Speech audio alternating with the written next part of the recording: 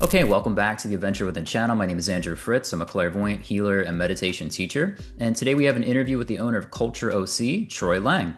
He's an industry leader in biohacking, human optimization, and recovery, dedicated to empowering individuals to unlock their fullest potential. With a career in fitness spanning over 2 decades, Troy began his journey at age 15, evolving into a high performance personal trainer and sports massage therapist. His pursuit of knowledge led him to become self educated in childhood psychology, early brain development, and passion for education on non invasive technological treatments. Born in Australia, Troy overcame a challenging upbringing marked by substance abuse, alcoholism, and addiction. These struggles fueled his transformation into a passionate advocate for recovery, purpose, and resilience. Today, he is a sought after speaker, inspiring others to transcend past trauma and embrace their innate potential through lessons learned from adversity. Hey, Troy, welcome to the show. Hey man, thanks for having me on. Yeah, absolutely. My pleasure. I kind of want to kick it off. Everyone has their kind of own unique story. I have my own where, I kind of early on in life, I felt very lost and disconnected and confused and depressed. And that kind of, I had this kind of knowing that there was something else or something more. I needed to kind of move away from my hometown and pursue something, which eventually kind of turned into finding meditation and spirituality. I'm just curious for you, was there something in your life, perhaps even early on, where it just caused you to go down a path of self-healing and maybe even leading to helping other people heal? Yeah, well, mine was actually later in life. Mm, And I have a very similar story to what you just shared in regards to disconnecting from my family and friends and place of influence. And my story comes from a background of drug and alcohol issues mm, within the family of growing up, and then actually having those substance abuse issues and even times of addiction through my adulthood.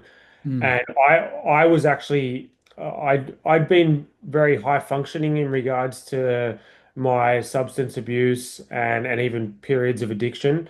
mm, So I was always very driven. I actually at the age of 21 I bought my first property and started my first business as I was an electrician at that age. oh, wow. And but a lot of I managed and struggled a lot with mental health issues, Mm, specifically brought on through the use of drugs and alcohol.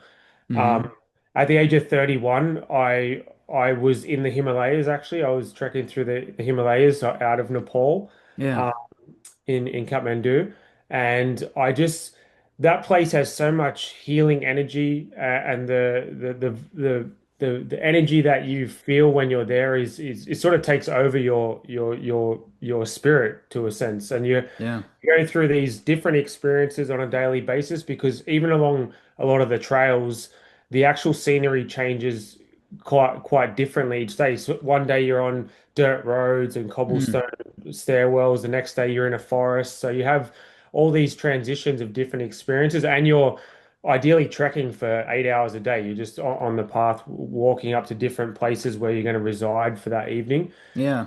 I had this really strong epiphany of if I don't change my lifestyle and who I am and what I'm doing, I'm not going to have the future and the life that I want. I'd predominantly been single most of my life. I'd had some short, serious relations here and there, but majority of my life being a single guy.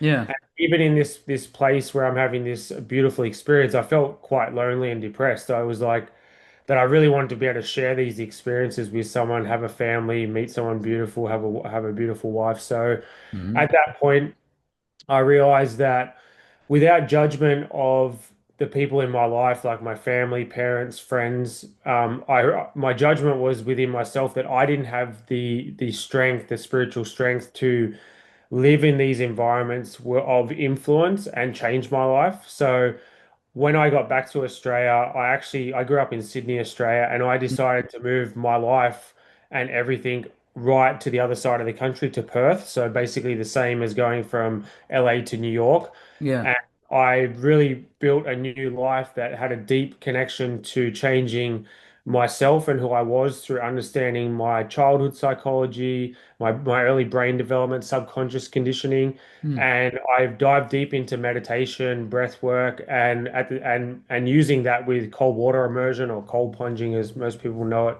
mm, And that was a huge significant change in my life where I started to really understand who I was, what made me make the decisions I was making, and how to actually shift that and create a new life to where I am now. So yeah. now, 10 years later or 11 years later, I live here in California. I have a beautiful wife. I have four kids through having some stepchildren and children of our own. And Mm, now I'm in the space of biohacking. I have a performance and recovery center where we use a lot of spiritual practice in regard to mindset mm, training in regards to healing the body, as mm. well as equipment and technologies that help us heal the body and helping people with everything from going through chronic health issues to cancer treatments to people just interested in longevity and a better quality of life. That's awesome. So that's a lot. It sounds like you went through like a really big transition and transformation kind of from where you started in life to kind of where you're at now. And that's amazing. I kind of want to go back to you said the Himalayas, right? You were on a trip there. Yeah.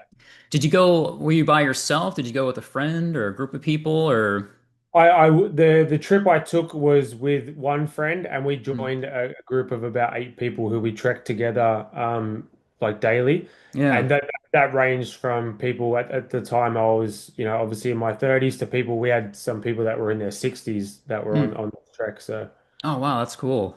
yeah. Did you like did you go there wanting, to have some sort of moment that where you're like gonna have an epiphany and change, or was it just like, hey, I want to have this like cool adventure, and then it turned into something else? Like, what were you experiencing there? Well, what's interesting, that's a good question. I wanted to do this for the adventure and the experience, but leading up to the trip, there was significant things coming up for me where there was this sense of this trip was going to have a creative change in what I was looking for in life. There was I I don't actually because it's been such a long time ago, this trip, that you asking that question made me go back to a time of remembering going there and Hmm.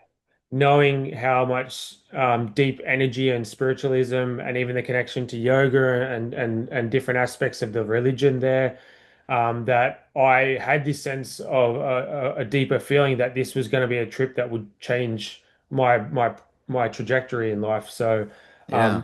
I definitely booked it for the adventure seeking purpose of it, but Hmm. even before getting there, I knew it was going to have a deeper impact on my life moving forward. Got it. Yeah, I mean, kind of when you just talk with that about that experience, that kind of like, I don't know if you're familiar with like say like the higher self, like it seems like you were, sometimes when we go out of our comfort zone and go on an adventure like you did, it seems like you start to kind of create this space for yourself where you can kind of get in touch with a higher part of you that's like, hello, like, hey, let's get back to what you were really supposed to do in this lifetime. What's this life all about and your purpose? Does that kind of resonate or seem? I actually got goosebumps you just saying that because Oh. yeah, I resonate with that strongly. I think we get so caught up in the day-to-day life that we live, the stress, the bills, the kids, depending on your if you have a business or just working in a job that doesn't fulfill you. Mm, And there's part of your spirit that is wanting to get out. It wants you to really be fulfilled by what your path and journey is meant to be, rather than just being stuck in the comfort zone. yeah. I often talk about we get caught in a life of comfort that is actually uncomfortable because it limits us from who we're meant to be. Yeah. And I think depending on how strong your spirit is and how much it wants to get out, it's going to start to draw you towards things, and no matter what that is, because I love the idea of spiritualism because it encompasses so many different things. I think when we like, religion is a form of spirituality. Hmm. Breath work and meditation is a form of spirituality, and your spirit is going to find things to draw you to get you out of that comfort zone and into the direction of life of where you want to go. And it does, I'm not sure if you've experienced or know much about plant medicines A or, little or bit. different, yeah. And I think that's the same thing. You don't go looking for plant medicines. There comes a time in your life where it's almost calling you. It's time for Mm, you to have that experience, and it finds you. You meet someone who has had experiences with it. It's not something you go in search for wanting. mm, It's something that calls you. And when the hmm. time is right, you get led into the meeting the right people or the right environments where that becomes something that you're exposed to. Yeah. So is that something that, you came across or was called to you at a certain point in your life? That just We plant medicine? later in life, after this trip, when I'd done a lot more deeper inner work with Mhm. meditation and breath work. Breath work was something that significantly changed my life. Okay. That with cold water therapy through a community in Perth where I was living, where they would meet, they still do. They meet every day. It's a free community for cold water dips, no matter what time of the year it is. They do Hmm. a lot of meditation and breath work prior to jumping in the ocean. And Nice. that community was all based around connection and community aspects of like healing, because everyone's, like you said, has a story and everyone's going through something. And Hmm. when you have a strong community, it really makes you see things differently in regards you're not the only one. There's a lot of people going through challenges. Hmm. And the more you spend time with communities that are genuinely there to help heal, the more you start to see the possibilities in life and what you can do. And that's what really changed my life.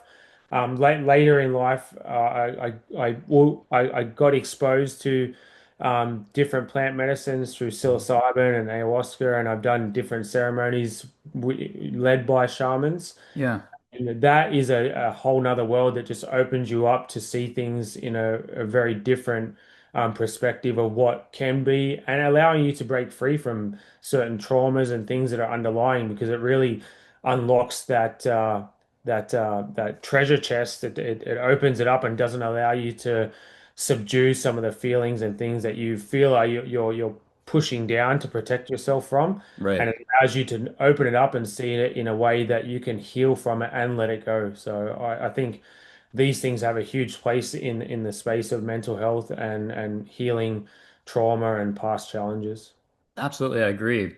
And I'd love to go in that direction if you're comfortable or willing to do that. Before though, going back to I think when you said you moved to Perth and you got opened up to meditation and breath work, can you share some of those initial experiences? Everyone's experiences are different. Some people they start to do breath work or meditation. There's initial resistance or struggle with it. Some people it just kind of opens something up and there's this ease. What was your experience with that? Yeah, I'm a very fast-paced person. I always need to be doing something. So Mm, meditation in the early periods was really hard for me just to be still and mm, be present.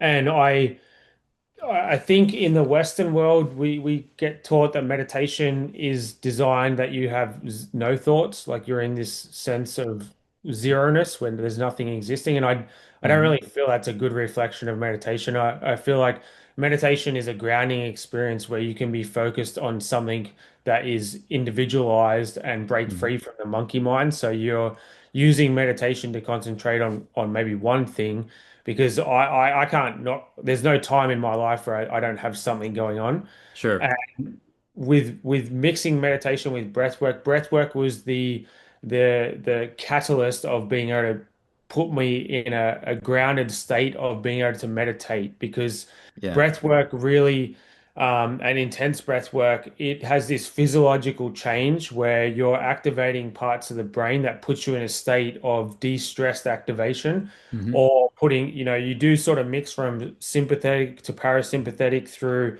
intense breath work, and then going into breath retention rounds, where for me, going into breath retention rounds or going to that parasympathetic state put me in a single-minded view of one Mm, focus point, which mm, allowed me to understand meditation as a way to focus on things individually and have a hmm. deep experience with that. And at times I had the out of body type experience where I wasn't physically there. I was having a disconnected experience, being in the quantum world of energy, where Yeah. I like not with my body for I find when I go into deep breath work practices, especially through breath retention rounds Mm-hmm. where it feels like you're gone for an extended period of time, and it may be a flash second or a 2 or 3 second moment, but you have Mm-hmm. that experience where you're not there. You're part of the quantum world, and that's what allowed me to understand the deeper form of meditation and concentration of like individual things to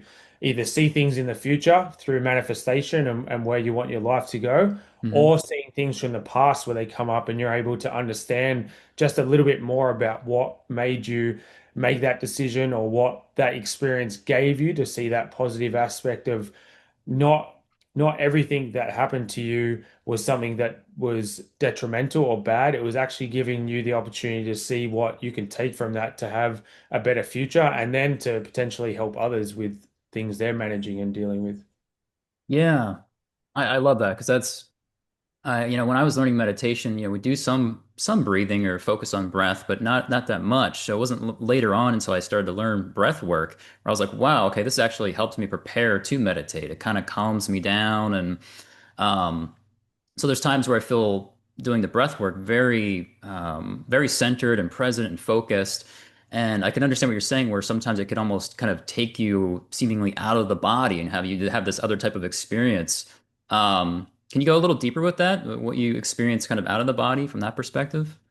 Yeah, I have many different stories. So when I was in Australia, I met my wife's American, but I met her in Australia. She was actually there just for 3 days. She's an educator for what she does for work. Mm, I met her on the first day that she arrived, and um, when we met, we had this instant connect, like sense of familiarity. Like it was like I'd been wanting to meet someone that I wanted to spend the rest of my life with, and mm, leading up to that, I'd done a lot of breath work and meditation practices, and um, I'll tell you the start of the story because it has significant value to breath work and meditation in regards to manifestation. So sure. I'd been I'd been, living in Perth for 2 to 3 years. I'd built this whole new life. I was actually really happy with who I was as a person. I was grounded. For the first time in my life, I actually knew who I was, Mm, and who I needed to be and who I wanted to be. mm-hmm. And when I first moved to Perth, I was in the mind frame of wanting to meet someone, but I didn't want to go out to the usual club scenes and pubs and be around that sense of influence of that sort of energy and environment. Yeah. So at the time, everyone was using dating apps. So I thought I'm gonna give Tinder a go and see if I Mm-hmm. meet someone special. And for the first 6 months of using that, I had a really negative experience in regards to there was no sense of like great communication. It's the same questions, the Uh, swiping, and I found it actually really negative using it, and I was trying to remove a lot of negative energy. So I right. removed any apps like that, and that next year was where I got deep into meditation and breath work. My Nice. my my birthday rolls around on the 29th of April, and I'm doing this deep breath work meditation practice. And I have during this out of body type experience doing breath work on a breath retention round. Mm-hmm. I came out of that and I'm like, you know what, maybe I used these applications with the wrong intention. Mm, And maybe for some reason it was my energy and intention that didn't evolve into anything. So on the 30th of April, I downloaded Tinder or activated it. And mm-hmm. then my now wife was flying over to Australia and she was like, I'm going to a place I've never been. I'm going to download the app because the opportunity to meet people, Yep. and have fun and explore the area with people with locals. Mm-hmm. So I did it on the 29th. She did it on the 30th, and then on the 1st of May we connected, which was the first day she was there, and we Ah. we had this crazy banter all day, and then we met that night, and then after that night we've never been apart since. Oh, wow. Okay. That intention of like you get these downloads and messages when you have these out of body experiences, Yeah. it exists in the ether. It's part of the quantum. It's what where breath work and meditation takes you. It takes you to places that aren't part of this three-dimensional world that we live in. It goes into a different dimension where you can get like because they when we talk about plant medicines, you're going to a different space that you don't see normally to Mm-hmm. give you answers or to allow you to set yourself free from challenges of the past. And when you dive deep into breathwork and meditation, it allows you to disconnect from that. Right. And even other little stories. So when I was in Australia when COVID hit, and we went into extreme lockdown where our government was like, no one's going anywhere, you can't leave the country, it doesn't matter if you have family anywhere, and you had to Mm-hmm. apply for exemptions to leave. Mm-hmm. So at the time, we were just dating. We were going back and forth between countries, and Oh wow. we were like, how are we gonna? We don't even know when we're gonna see each other again. So. Right. But at that time, my ability to manifest and put things into creation through breath work and meditation, I did this deep breath work and meditation practice. And I said, look, I'm going to apply for an exemption. In 8 weeks, it'll be approved and I'll leave and I'll be there. Honestly, and I'm not telling this just to make up a story. Yeah. I applied for my exemption, and 8 weeks from the day that I said that, it got approved. And then, literally in 3 days, I packed up my whole house, loaded up my car, drove from Perth to Sydney to drop my dog off, and then Mm-hmm. I flew here, and I haven't been back since. Oh, that's awesome. Yeah, I mean that shows you like just the power of your intention and just you like almost spoke it into existence with kind of like a sense of certainty, it seems. Yeah, Yeah. but done under the pretense of using meditation and breathwork practice Right. to solidify it, to make it real. Right. Yeah. No, I love that. Yeah, thank you for sharing that. And just going off of that, some of the stuff you said previously, and then just this here with kind of meeting her, it almost seems like there's certain things that happen in life that are just like they were going to inevitably happen, like something that's kind of like preset. Do you feel like that moment that, the two of you connecting, through Tinder, the app, and then meeting, like do you feel like that was just kind of like, hey, this was just kind of like meant to be? Or with that also like some of the struggles or adversity that you went through early in life, it's like they may seem like, this is terrible. Like, why did I go through this? Like, but at the same time, it's like, do you feel like that has made you stronger or made you the person you are today? Like, you almost wouldn't be the person you are today without those experiences. Does that make sense? Yeah, yeah, 100%. So, do you believe in the ideology of the twin flame connection between Hmm. people? Yep. So, if for anyone watching not knowing what the twin flame resembles, is that we can have soulmates, and Hmm. soulmates can be they don't have to be romantic. Soulmates are just people that they can be your best friends because you instantly have this deep connection with them. But the Hmm. twin flame is they're two parts of one soul. So there's only one connection when you have a twin flame. There's only one twin flame connection. Hmm. And so I throughout, say from the age of 15 was the first time I had a somewhat serious girlfriend. And then Hmm. up until 34, 35 was when I met my wife. And during that time, I Okay. maybe had seven, what I would call serious relationships that were about a year long. But I never felt like I was in something that I'm like, okay, I want to spend the rest of my life with this person. And Hmm. for a period of time in my life, I thought there was just something wrong with me. Hmm. Because I see people that I hear about, and I see the stories, and I have friends that have been married for many years and lo in loving relationships. And I'm like, I want to have that feeling, but is it me that there's a problem with it? Is there Uh, something wrong with me because I'm not feeling that sense of like connection and deeper value of like this is the person I want to spend my life with. hmm. And I think I had to go on a journey of self-discovery of who I was before I was the right person to bring in the person that was meant to be with me for the rest of my life and me be with them. Right. And on my knuckles I have 1111. So there's Oh, nice. a masculine and feminine, and that is a symbol of the love that I have for my wife and that Hmm. connection. So from the first time I met her, like I knew in immediately like this that was my person. Yeah. And I just did. There was a whole different sense of familiarity, a whole sense of different connection.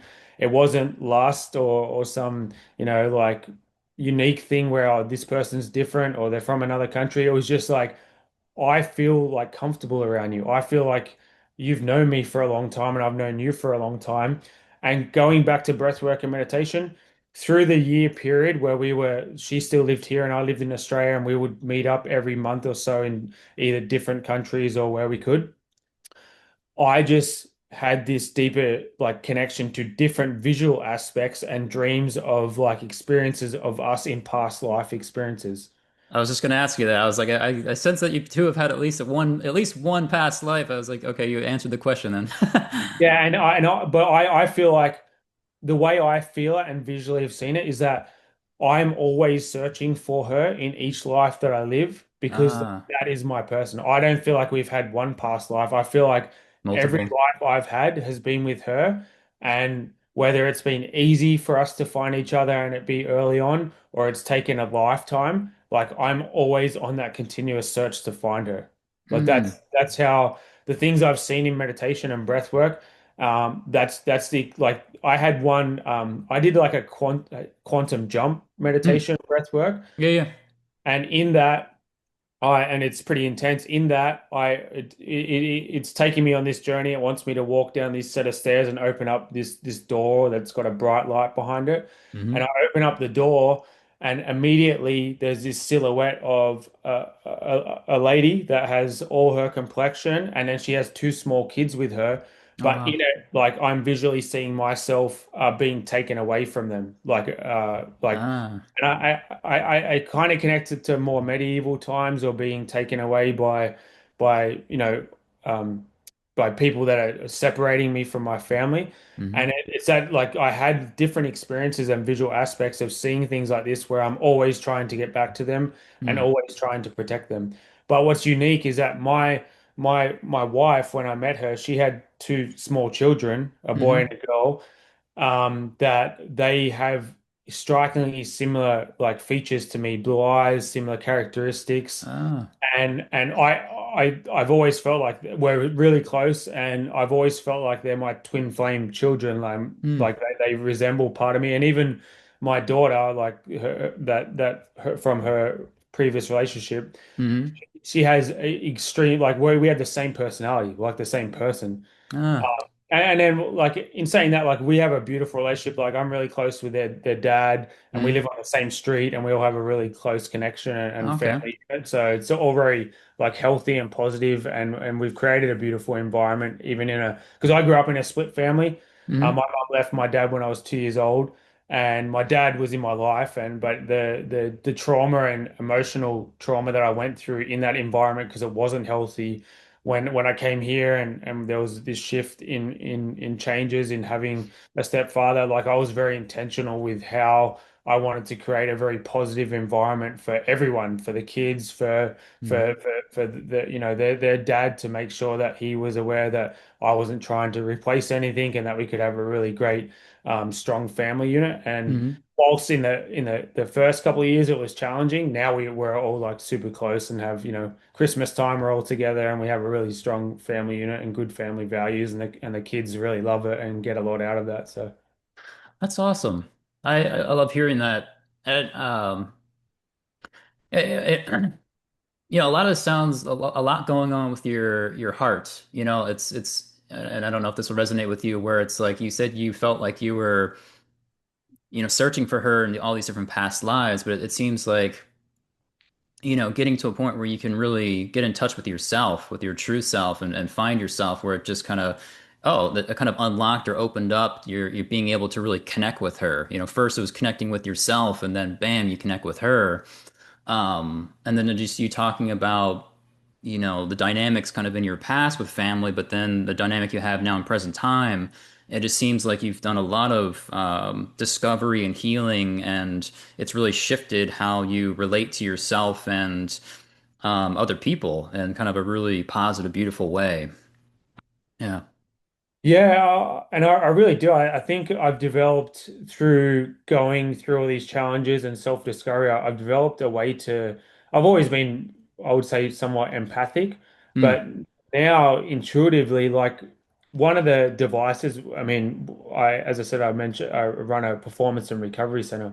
Yep. Um, but one of the devices we use is called a brain tap device. It was Mm. designed by Dr. Patrick Porter. It uses light and audio therapy through meditation and sound and light to shift brainwave activity into delta or theta, our Mm-hmm. parasympathetic state. And we use that as a precursor therapy because if our brain is what's sending and receiving signals for healing the body, so if we can put you in the right mental or brainwave state when you go in to do other therapies like red light or hyperbaric, we're Mm, maximizing the benefits of the ability of the brain to heal the body. But why I bring that up is because I have clients come in and I'm very intuitively connected to clients, and either without hearing anything of what they've been through the week before or just connecting with some of the story that they'll share when they come in. This meditation app has over 2,000 different meditations, mm, and 95% of the time, I pick some meditation that is exactly what they needed to hear yeah, before they go into their therapy. And I think through all my life experience and leading up to where I am now and really being in touch with myself and my deeper spiritual connection, it's enabled me to really understand other people on a deeper level, mm, even intuitively without like picking up more on energy or I've had clients come in and I'm like I'm asking them what's going on. I can sense there's something deeper going on. yeah, And they appreciate it because we create a really safe environment for people to be able to express themselves. They're not just there to physically heal. They're there to heal on every level, spiritual, yeah, physical, mental. So I definitely know that my path has led me on this journey of being able to connect with people deeply so that I can provide this healing space and an understanding because most people can tell me a story and I can tell them a story that relates to what they've been through my own personal experience. mm, And what I've found through healing is that when you can communicate or connect with someone, whether it be a therapist, a counselor, or someone you go to for healing, mm, when they're able to resonate and share a personal story of their own experience, it mm, completely changes the energetic transfer of that person opening themselves up fully to heal because yeah, they connected with you, knowing that, hey, you see me and understand me for how I feel because you've had that experience and you can share that with me, and that changes the way people heal immensely when they fully open themselves up to trust. yeah. It changes the way they heal because it just opens up a whole new energetic pathway. No, I agree with that. Do you feel like that doorway kind of to your intuition got blown open in that Himalayan trip? You think it started there, or do you think it was even before that, or?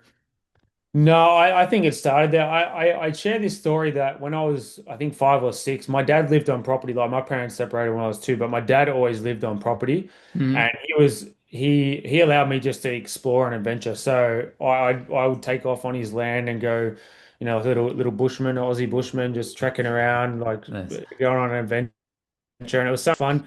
But I remember I had a next door neighbor who was a young kid. We were around the same age, and we snuck out one night late at night, and because it was out in the bush, like when we went outside, it was just when you're somewhere in the desert when there's no lights around, the formation of the stars and the universe is just present. You can see Yeah, everything. It's one of the most people who live in cities don't understand how beautiful the sky is because the how much the light takes away from what's actually above us. yeah, But when you're in the desert or somewhere where you're not being filtered by light, the whole universe just expands and opens up to you. And I remember looking up in the sky, and I had this like deep sense of connection to. I was always fascinated with superheroes. My my mm, my favorite superhero is Wolverine out of X-Men. But I was nice. fascinated with superheroes. But I remember as a young kid that I had this like almost out of body experience looking up at the sky, whereas I was put here significantly to make a change on this in this life on this planet Mm, in the sense of like potentially not that I want to take it to some demonic type situation, but like in a catastrophic experience, I feel like I'm here for a particular reason to help people, mm, to help the future of our existence. But yeah, I that's it from a really young age, and then in the Himalaya, like through because my life was marred through alcohol and drugs and they say that the spirit takes your spirit in regards to alcohol. So mm, I think once I got free from all those lifestyle changes where I was actually able to see myself, it opened up me up to seeing that I was meant to go on a deeper path and journey of healing people and creating a space where people could heal. And mm, that's exactly what I do now. So I do feel like these different aspects of like teachings and going back to being that child, that inner child, where everything was limitless and nothing was out of question of like the possibility of what I could do with my life. I've Mm-hmm. now moved into the life of genuine experience from my past, connecting to my inner child, and now actually that trip to the Himalayas was what unlocked it because I was in a space of energy and healing and not drinking and not being exposed to all these things that kept me closed off, and it really opened me up to see what I was capable of. Yeah, that's awesome. Yeah, I'd like to go talking about your business. I think do you run two businesses or 'cause I know there's Culture OC and then is there another one or Yeah, so between me and my wife, we have two businesses. okay. My wife does permanent makeup or cosmetic tattooing. So it's like realistic eyebrow tattooing for people that don't have hair, Ah, okay. permanent eyeliner, lip blushing, Mm-hmm. scar camouflage. And then we have Culture OC, which is the performance and recovery center or longevity center where we use non-invasive technologies to help heal the body. So we use a hyperbaric oxygen chamber. We have infrared saunas. I teach like breath work and cold plunge practices, Ah. pulse electromagnetic frequency mats, brain tap, LED light therapy beds. So we have a center where we basically use combined protocols with different external supplementation or things like peptide Mm-hmm. to boost the body's ability to heal itself naturally through mechanically engaging the cell's response through different therapies. So, as an example, in regards to what I mean by mechanically forcing the body to do something, if we take light stimulation or LED light therapy, or most people know it as red light, even though that Mm. red light is a small portion of what is needed in regards to healing.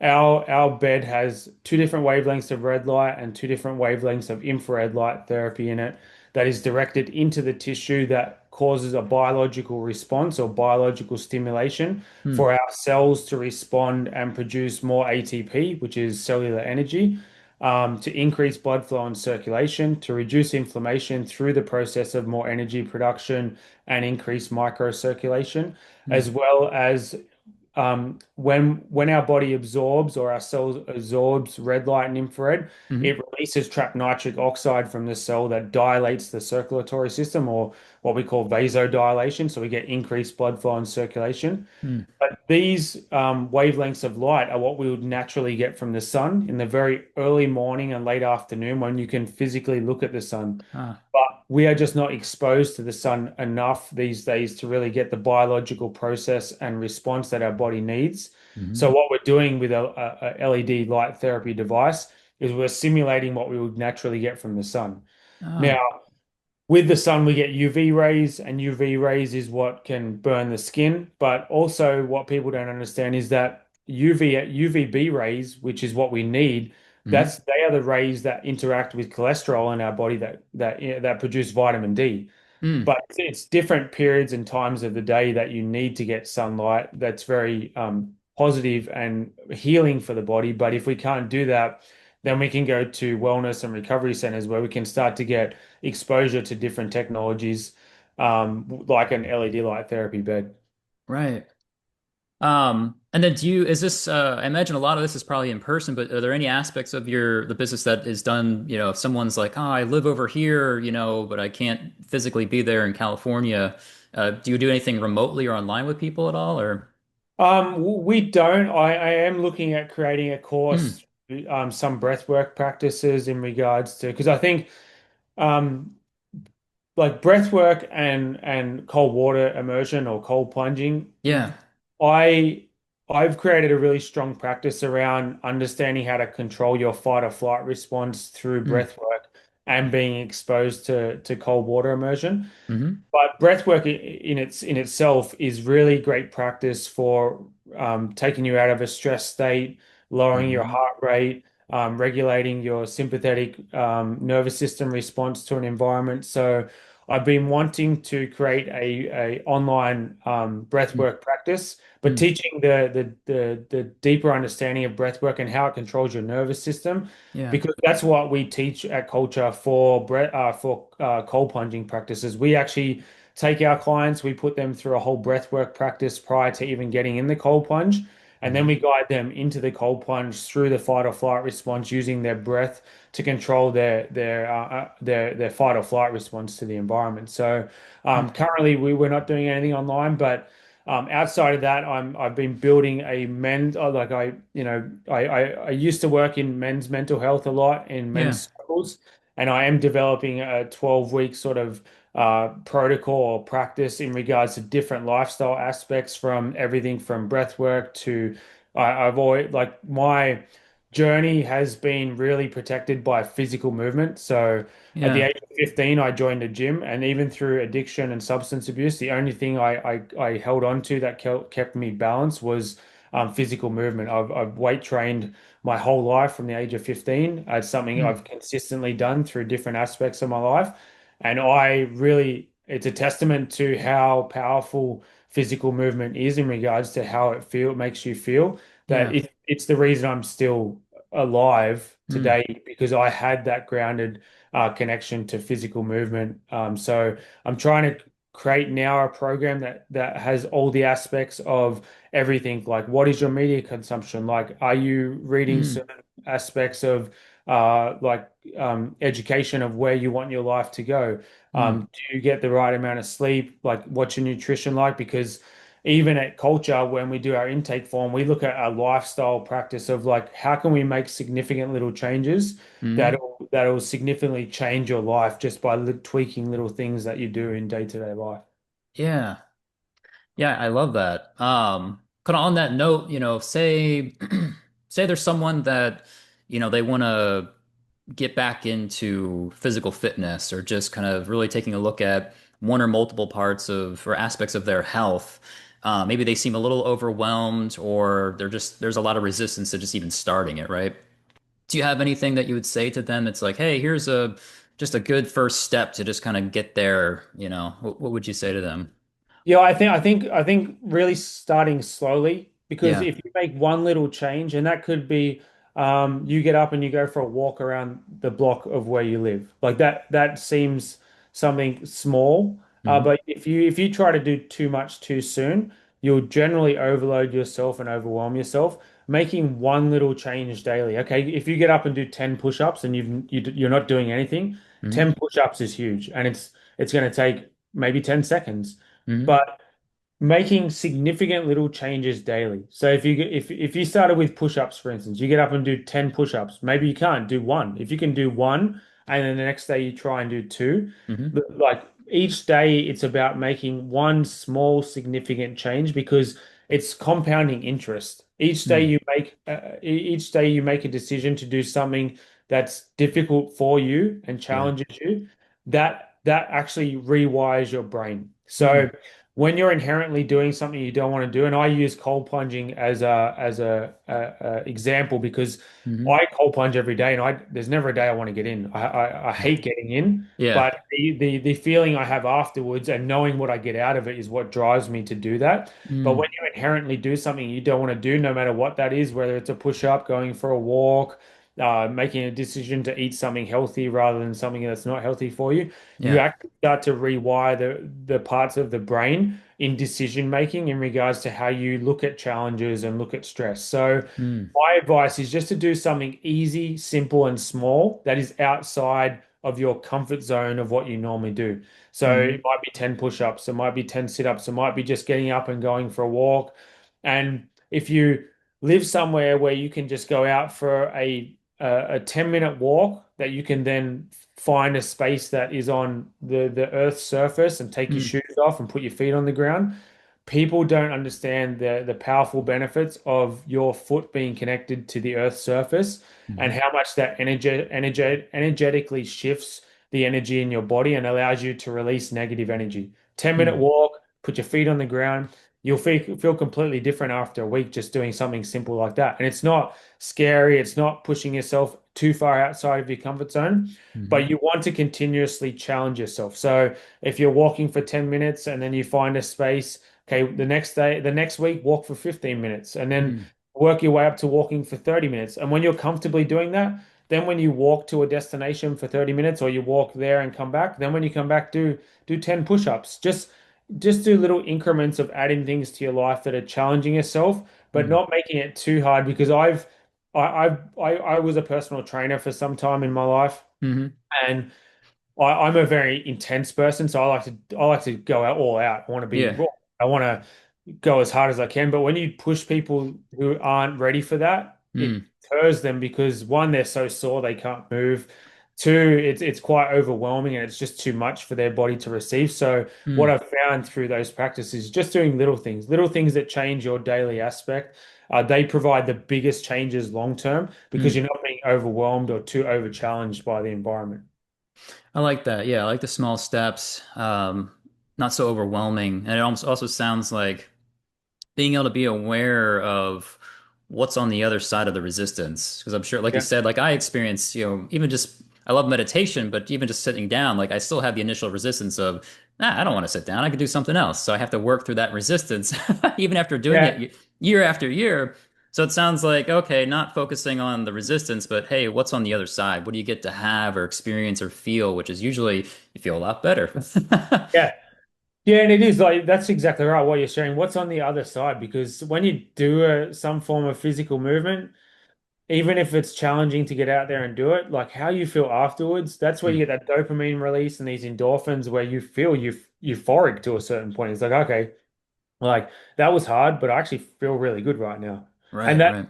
that's what I mean for me, I'm a huge cold plunge practitioner and I'll talk about it all day because hmm the benefits of being in a cold plunge and really pushing through something that is so uncomfortable and so challenging, but the reward of how you feel afterwards, you do have a sense of euphoria and a sense of achievement. Mm, And that just takes you to a whole nother. That's why cold plunging for a lot of people is addictive because mm.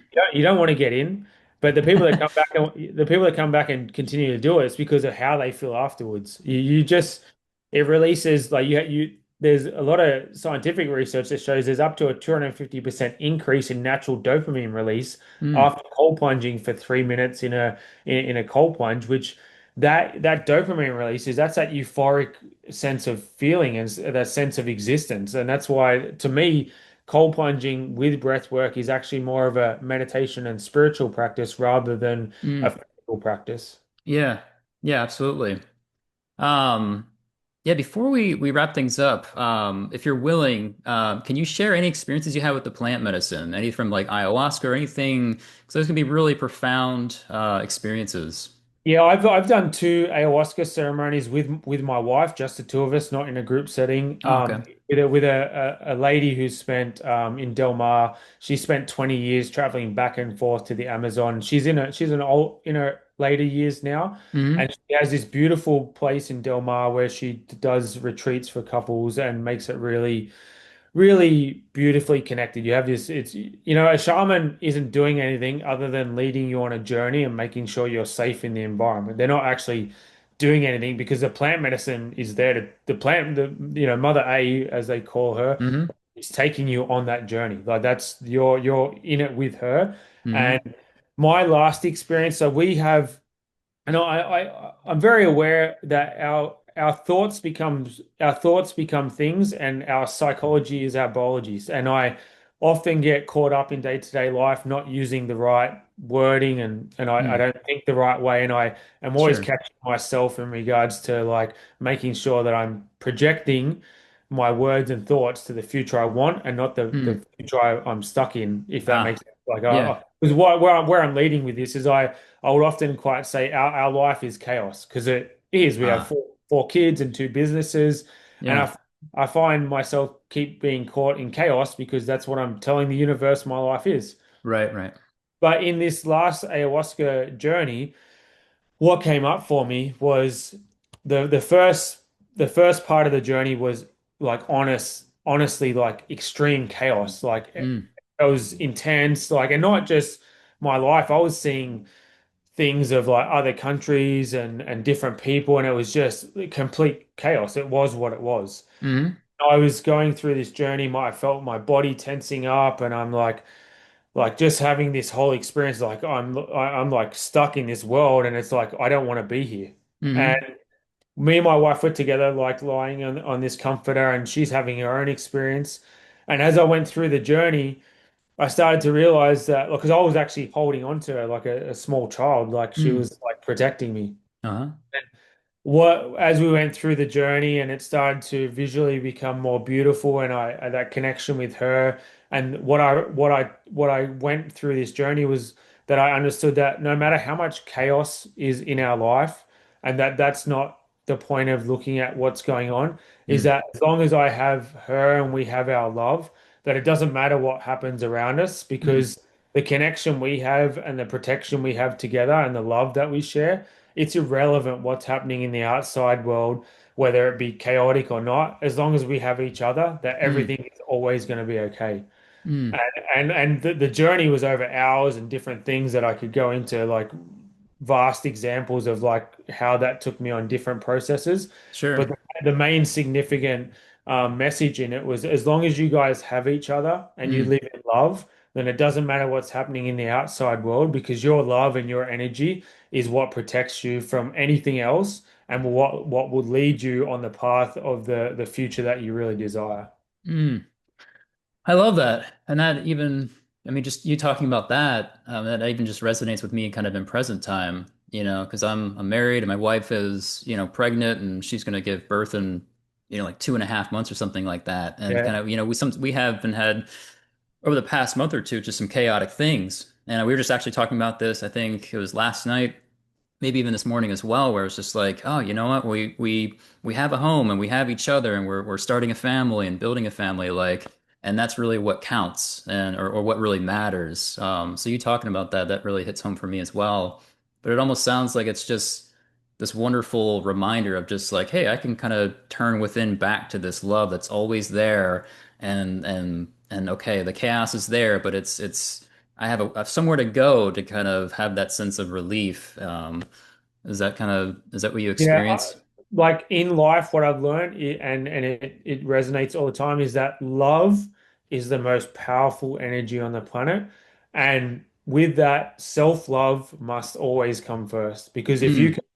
if you can't love yourself and really honor yourself, you cannot genuinely love someone else. Mm. Just can't. And even when like, so your wife and your partner is the person you choose to love Mm. because you love yourself.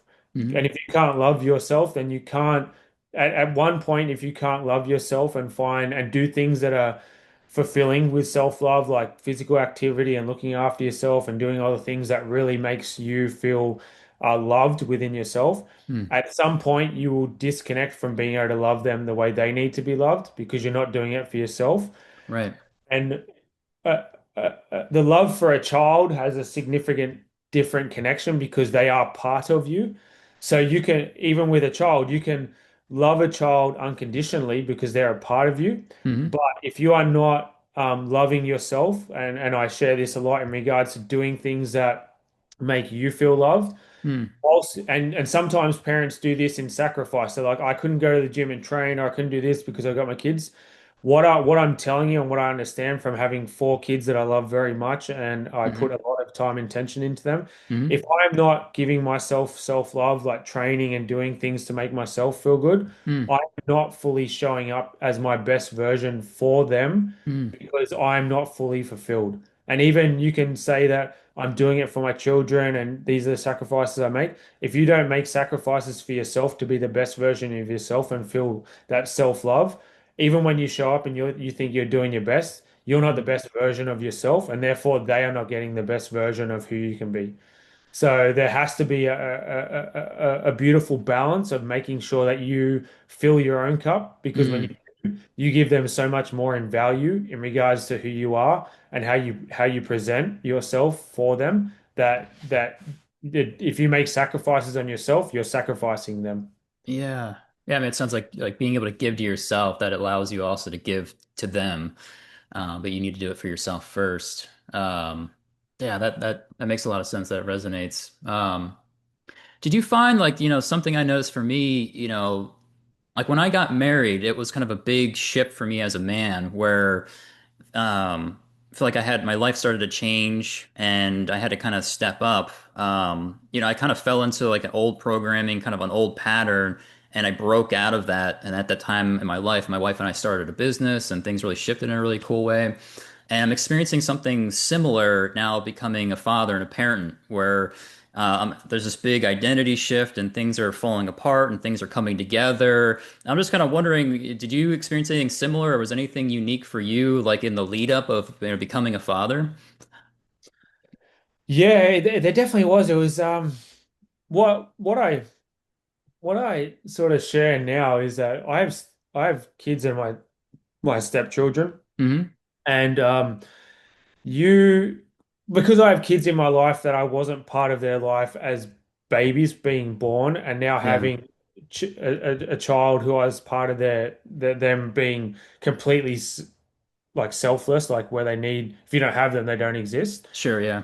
Um, Leading up to it, definitely the anticipation of like as you get closer, because my wife was a week overdue as well, and Okay. you're just like you spend this whole time nurturing your wife and trying and obviously trying to provide and make sure everything's fine and they're comfortable.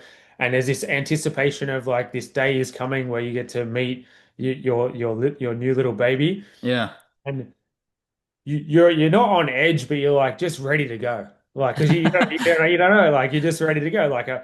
And then the moment like she's like it's time, like my water just broke, and you're like, oh, all right, like Yeah. it's I can't even put into words that feeling. And then you're at next thing you're at the hospital and you're like there fully immersed in this experience of like I'm not bringing, but like my wife is about to bring Hmm. our little child of love. Like we made this child through love, Yep. this little untouched being who has no connection to the outside world, and they're like and they know who you are because they hear your voice. Like Hmm. I remember touching my wife's stomach and like, feeling my son kick my hands, and you have all these little experiences that is just preparing you for this exposure of this new being coming into your life, and Hmm. you're responsible for their protection.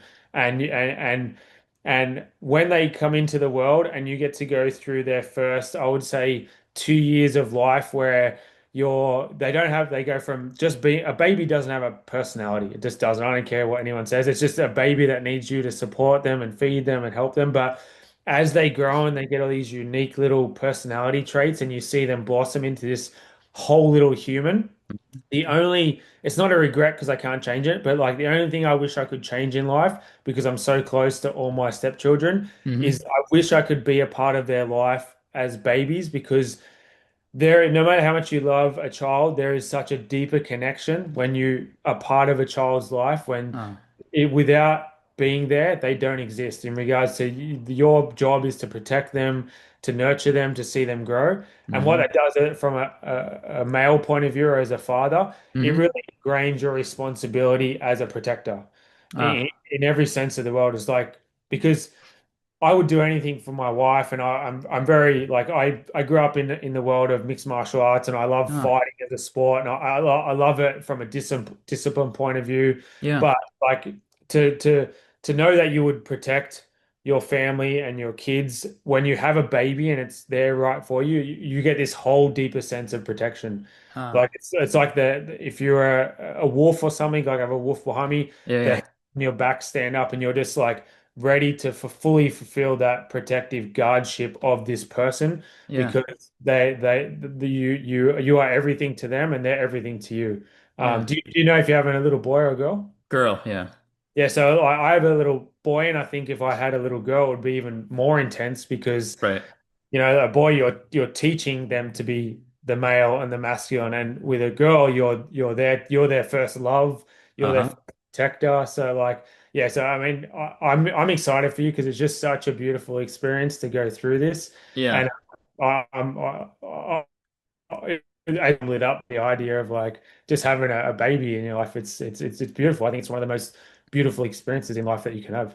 Yeah. No, I'm super excited. I got even more excited just talking with you about it. Just I can see your passion and excitement about it, and I can feel that too. So, um, yeah, this has been awesome. I like to leave a space at the very end, and you don't have to utilize it, but even if you're like, "Hey, Andrew, you we didn't touch on this topic. I think it's really important," or maybe you just have a final message for the audience. It could be absolutely anything. And you don't have to utilize this time or space for that, but if you want to, I'd like to give that to you to do that now. Yeah, well, I've first of all, like people like yourself who have podcasts and give the opportunity to get other people share a story and connect this way. Like I want to thank you for having me on, Sure. because these forums now is how we really connect. And why I'm sharing that is because through mental health issues, depression and anxiety, quite often the side effect of that is you feel alone in your own environment. You feel like you're the only one Mm. having that experience and you're the only one going through it. And uh, what I call independent depression is where you don't want to share your how you're feeling to burden others. Oh. And what that does is it actually isolates you and you become more lonely and get stuck deeper in the depression and anxiety. Mm. So anyone going through mental health struggles through depression and anxiety or challenges with mental health issues is that the thing that's going to save you the most is connecting with community and people that have your best interests at heart and understand you from a point of view that they may have had an experience similar to you. And Mm. if you can find these communities, it enables you to find strength and allow you to not be stuck in this isolated environment that is Mm. only causing you more harm. So there are a lot of beautiful communities out there. The community I mentioned in Perth where they meet every day for Mm. cold water swims, like free community. There are communities out there where people just value that human interaction and that connection, which is what we are. We are tribal people who need good communication and connection with people that love us and want to see the best for us, even if they don't know us. And those Mm. people exist in a world where we live in that's kind of like ultimately like has a lot of fake impressions. Like we look at social media and we look at different people and we try to value ourselves off what other people are doing. But Yeah. real connection comes in community that you connect with physically. So Mm. finding those communities through sporting teams, martial arts, even jiu-jitsu, things like that. These communities are generally focused and family community based, Mm. where you get a lot of value and connection out of being able to be outside your comfort zone, but it disconnects you from the mental health challenges that you may face. And community is so important. So, Mm. one, like I want to thank you and wish you all the best with having a little one coming on because what you're doing is creating a platform for people to see other people's stories and understand that there are other Mm. ways and avenues in life, and you create that for people and also just to for people to go out of their way and leave their house and find communities Yeah.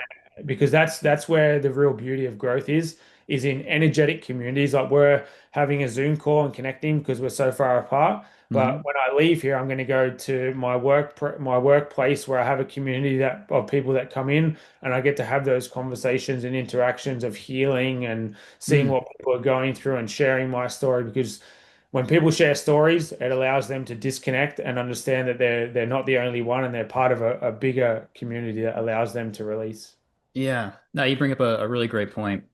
I think community is huge. Because when I was going through some of these big changes and transitions and transformations, getting into spirituality and meditation, it was helpful having people that have can teach it. They've already been through it and they've got to a point where they can teach it, but also people that were just other students and peers that, hey, we're going through the same weird thing. We can talk to each other about what we're going through and not feel that sense of isolation, which I think just causes more pain. So Yeah, I agree 100% with you. Yeah. yeah. But no, I really appreciate you having me on, Andrew. It's been a pleasure. I was excited about this because a lot of the other podcasts I do is just talking about culture and physical aspects, whereas for me, like the spiritual connection, understanding who you are and what your spirit is far more powerful in regards to making change than Mm, going to a facility where you're just getting some external physical treatment. mm. Like it Uh, all starts with your spirit and understanding who you are. And I love the message and the essence of what your podcast is about. cool. I'm glad to hear that. Yeah, I like that. Thank you. And I appreciate you being here and being open and vulnerable and sharing your experiences and your wisdom. Yeah, for people that want to learn more about you, or if they're in the area and want to, whatever you offer, if they want to, how do they connect with you? What's your website and all that? Yeah, so cultureoc.com is our Okay. website, which is we can book online, you can connect with us. Cultureoc underscore is our Instagram handle where we do a lot of educational stuff around the treatments we do and even events because I actually normally every month I do a full breathwork meditation sound healing event. So Oh, cool. live music, live instrument, and we go on a deep breathwork experience that takes you for some people that outer body type experience. Um, Culture OC, if you look up that on YouTube, I do a lot of podcasts Oh. and different educational and tutorial things on there as well. Hmm. And my personal Instagram, because I do a lot of family stuff, and that is Hmm. Troy Pia Love Love, which is my wife's name is Pia, so my name Oh. Troy, her name Pia, and then Love Love, and I share a lot of like just real core family value stuff, like how I would want to see like men live their life. So Hmm. living in strength, living in the masculine, but also having a deeper connection to the feminine. We both people get caught up in thinking masculine is just male and feminine is just female, which is not. We both have characteristics of masculine and feminine energy, and Yeah. to be able to have a good understanding of the male aspect of feminine energy, where you can really want to understand your wife and your daughters to be able to relate to them. And it Hmm. also brings up the empathetic side of like being able to have empathy for people, but also the masculine of strength and being able to protect and serve as well. So I think that's very important. That's a good point. I like to have that. Yeah, that, regardless of your physical body, we all have that dichotomy within us, that masculine and the feminine. And I think that, for a man to kind of get in touch with his own feminine energy, that actually I think can strengthen his masculine, like having that sense of balance where it's not so one-sided, where shove away, feminine, like that's I'm a man, I can't have that, but actually embracing it, and then it kind of balances the scale, so to speak, within yourself, I think. Yeah, and that's true because if you look at true Stoic teachings from the past, a true masculine man was the leader through his feminine empathy of like being a leader. But Mm. he wasn't leading through brute force, he was protecting through brute force. His leadership came from that feminine Ah, energy of people like trusting in his ability to protect and serve and be nurturing. But the masculine was when he went to war and was like ruthless. all So right, right. the very strong. Do you know what I mean? Like Yeah, yeah. he wasn't living in the village as this ruthless leader, like a true leader. He had Right. the feminine energy where he had the nurturing side of protecting his wife and loving his kids. But when it came to the masculine energy of strength and lead and going to war, it was like brutal. Like it was like two different people almost. Right. Yeah, it's like having a dial and like kind of knowing how to like manage your energy and the balance of those two. Because you're right, because like you don't want to go to war with, say, the feminine energy. Like you want your masculine really amped up and turned on, but then say, yeah, if you're dealing with a community or women and your family, you want to kind of make the adjustment that works in that situation or scenario. Yeah, I won't be able to word this the way I like it, but I've heard it might be from someone like Jocko Willenick or someone like that, where he talks Yeah. about a true man is this almost beast of a person who wants to destroy the world, but a Mm. real man is a man who knows that he can do that and is in full control at all times. Yeah. I haven't worded it the way it's worded, but that's the masculine and feminine where you should be a beast and be able to protect your family and unload when you need to. But the true essence of a man is that you're in full control of that at all times. Your feminine energy to nurture and love and respect, but Hmm. knowing that you have the capability to be something that no one wants to see. Yeah, yeah. No, that makes 100%. That makes a lot of sense. Yeah, again, everyone, just go ahead and check out in the description below. I'll leave all your links to your websites and social media. But everyone, thank you for tuning into another episode. We'll see you next time. Take care. Thanks, mate. Cheers. It was awesome being on. Cheers. Yeah.